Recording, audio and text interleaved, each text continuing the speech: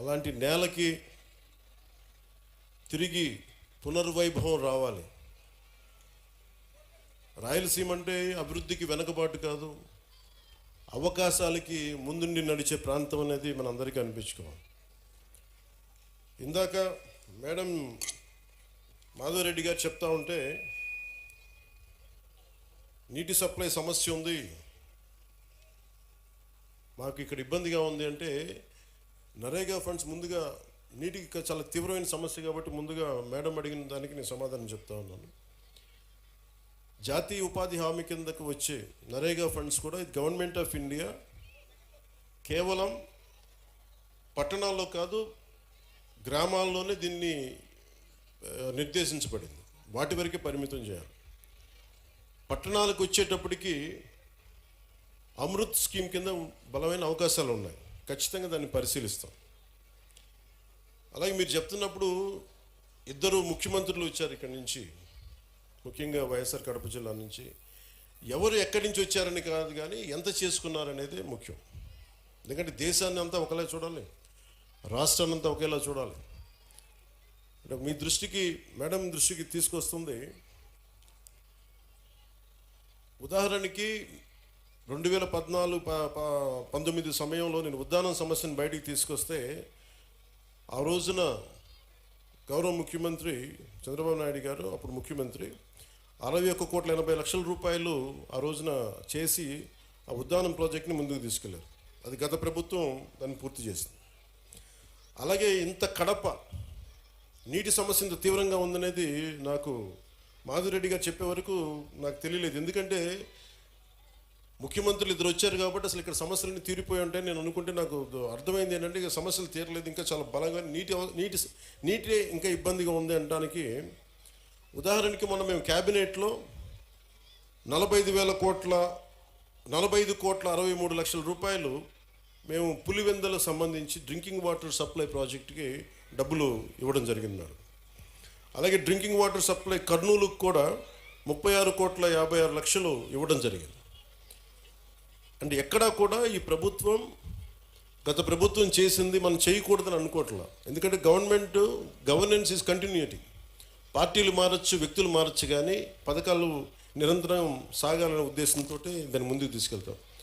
దురదృష్టవశాత్తు మన కడపకి చేసుకోలేకపోయారు.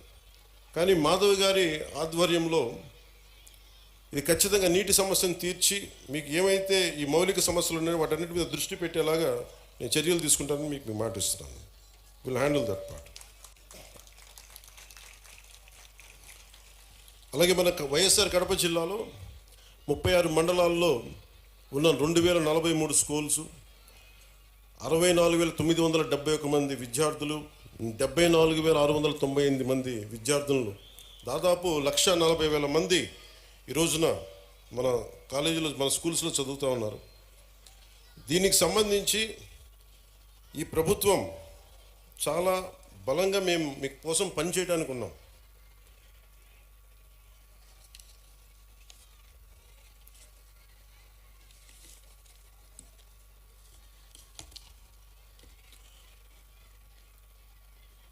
ఒక దేశం ఎంత అభివృద్ధిలో ఉంది అంటానికి హ్యూమన్ డెవలప్మెంట్ ఇండెక్స్ అని మనం ఉంటుంది.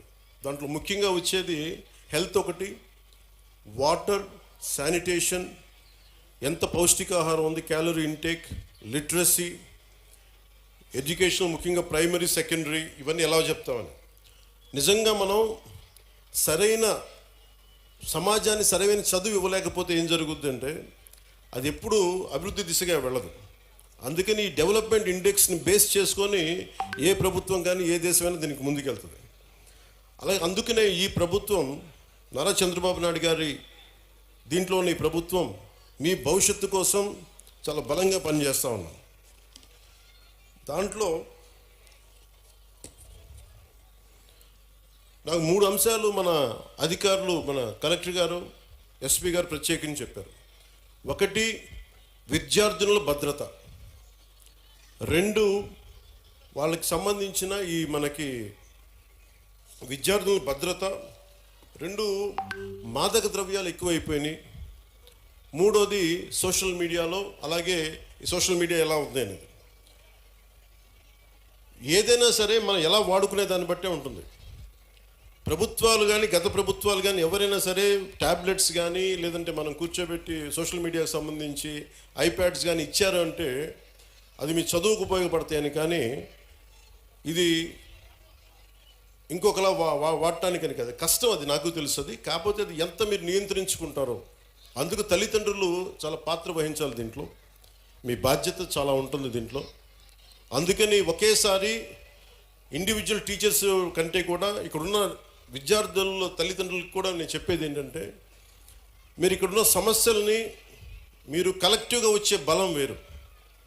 ఒకసారి తల్లిదండ్రులు మీకున్న ఇబ్బందులు కానీ, ఇందాక నేను ఒక మూడు తరగతుల విద్యార్థులతో మాట్లాడుతుంటే చాలా సమస్యలు నా దృష్టికి తీసుకొచ్చారు. ముఖ్యంగా ఆడపిల్లలు, మేము క్రికెట్ టీం ఉన్నాం, మేము 12 మంది, మాకు టైం ఇవ్వట్లేదు, మాకు ఆడుకోవడానికి సరిపోవట్లేదు, మాకు కెరీర్గా మాకు స్పోర్ట్స్గా మేము అభివృద్ధి చెందాలి క్రికెట్లో అంటే నెట్స్ బాయ్స్కి ఇస్తారు కానీ మాకు అమ్మాయిలకి ఇవ్వట్లేదు అనే ఆ దృష్టికి తీసుకొచ్చారు. అలాగే ఇవన్నీ కూడా మీరు కూర్చొని మాట్లాడితేనే తెలుస్తాయి. ఒక్కోసారి కొంతమంది అధ్యాపకులు మమ్మల్ని కొన్ని సందర్భాల్లో మా పాఠాలు సరిగ్గా చెప్పట్లేదు, కొన్నిసార్లు చేసుకున్నారు, చేతిలో ఏది ఉంటే దాంతో కొడుతున్నారు. నేను వాళ్ళకి ఏం చెప్పానంటే, మొన్న ఈ మధ్యన రాయచోట్లో కూడా ఒక ఇన్సిడెంట్ జరిగింది. ఆ క్లాస్ టీచరు ఇజాజ్ అహ్మద్ గారు అనుకుంటా, ఆయన ఏదో విద్యార్థులు గొడవ చేస్తుంటే ఆయన ఒక దెబ్బ వేస్తే ఆ విద్యార్థులను తిరగబడి ఆయన గుండెల మీద కొడితే ఆయన చనిపోయారు. సో అధ్యాపకులకు ఎంత బాధ్యత ఉందో విద్యార్థులకు కూడా అంతే బాధ్యత ఉంది. మీరు డిసిప్లిన్డ్గా ఉంటే మీకు బలం ఎక్కువ ఉంటుంది. మీ తల్లిదండ్రులకు మీరు చెప్పండి. మీ తల్లిదండ్రులు ఒకళ్ళ అధ్యాపకులు కానీ ఎవరైనా సరే, పెద్దలు, స్కూల్ నడిపే పెద్దలు ఎవరైనా తప్పు చేస్తే మీరు దృష్టికి తీసుకొస్తే ఖచ్చితంగా దాన్ని సరిదిద్దుకుంటారు. దానికంటే ముందుగా మీరు కూడా చాలా బాధ్యతగా ఉండాల్సిన అవసరం ఉంది. అలాగే మనం చదువు అనేది ఆబ్జెక్టివ్ ఆఫ్ ఎనీ ఎడ్యుకేషన్. ఉద్యోగాలు సంపాదించడానికి, ఆర్థిక స్తోమత పెంచుకోవడానికే కాదు, జ్ఞానం పెంపొందించుకోవడానికి కూడా. ఇది నాకు ఇష్టమైన నాని పాల్కేవాలా గారు చెప్పింది. ఇండియాని తిరిగి రీడిఫైన్ చేయాలి 21st సెంచరీకి అని చెప్పి 1985లో ఆయన మాట్లాడింది. ఒక 7 అంశాల మీద మాట్లాడారు. 1 national identity, 2 law and order, 3 family, 4 education, 5 constitutional integrity, 6 socialism, 7 socially responsible business.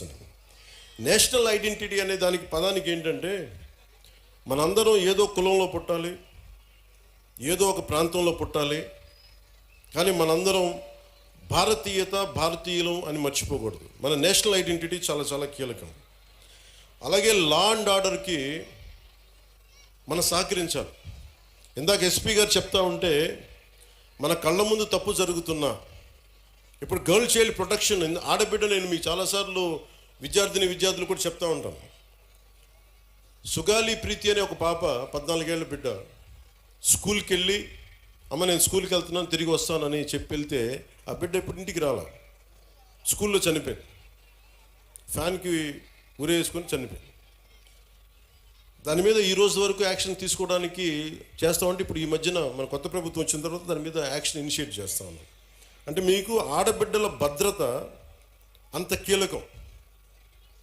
అందుకని మాధవిరెడ్డి గారు చెప్పినట్టుగా ఇలాంటి సమస్యలు ఏదైనా ఉంటే ప్రతి స్కూల్లో కెమెరాస్ ఉండాలి. అలాంటి ప్రతిపాదన గౌరవ ముఖ్యమంత్రి గారు కూడా ఆలోచిస్తూ ఉన్నారు.